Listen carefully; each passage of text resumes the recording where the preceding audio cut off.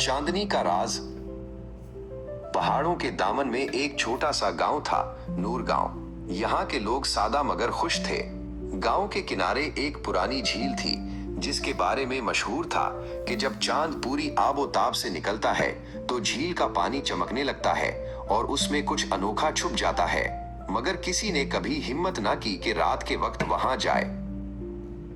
एक दिन माहीन नामी 12 साला लड़की, जो निहायत तजस्सुस पसंद थी, अपनी दादी से ये कहानी सुनकर बेचैन हो गई।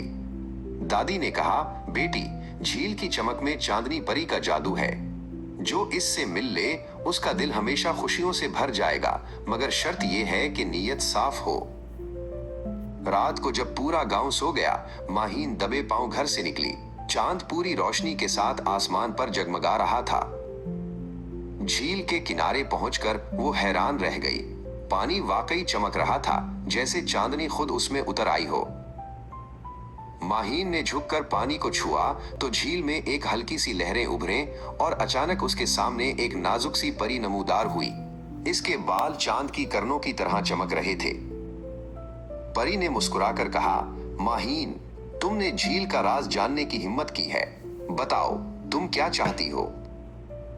माहीन ने नरमी से कहा, मैं चाहती हूँ कि मेरे गांव के लोग हमेशा खुश रहें, कोई गरीब या उदास न हो। परी ने अपनी चमकती हुई छड़ी हवा में घुमाई और झील का पानी नीला रोशनी देने लगा। इस रोशनी ने गांव की तरफ बहना शुरू किया। अगली सुबह जब सूरज निकला तो गांव में हर तरफ खुशहाली फैल गई।